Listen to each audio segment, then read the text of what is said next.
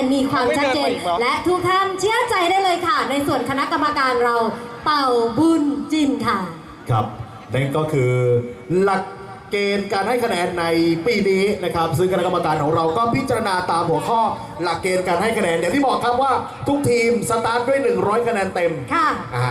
แต่ว่าถ้าเกิดว่าทีมไหนทำได้เต็มที่ครบถ้วนสมบูรณ์อย่างที่ซ้อมไว้ไอ้3 จุดค่ะครับและตอนนี้พร้อมแล้วครับกับบ้านสวายสอและบ้านโคกสำราญครับ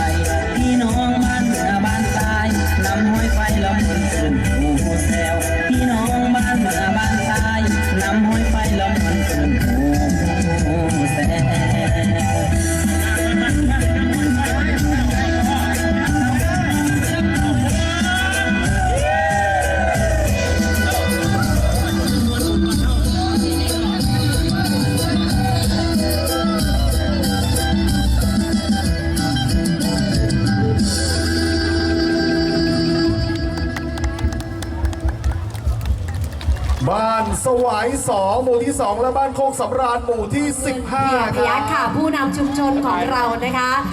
แล้วก็เป็นความสวยงามค่ะสืบสานวัฒนธรรมภายใต้การนำของผู้ใหญ่ใจดี และความร่วมแรงความสามัคคีค่ะ ของชุมชนทั้ง2หมู่บ้านค่ะ ครับก่อนที่จะไปสู่ทีมที่ 9 ของเรานะครับโอ้มี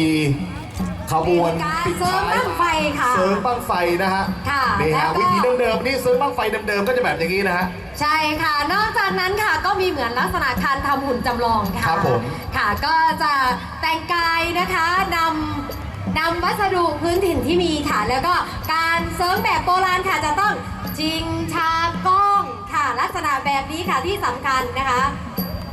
ค่ะจะสังเกตนะคะว่าอายุนะคะของนักดนตรีเราอะค่ะ ปูชนียบุคคลค่ะ เล่นดนตรีเครื่องสายต่างๆนะคะคุณพ่อยังแข็งแรง ครับผม นะคะ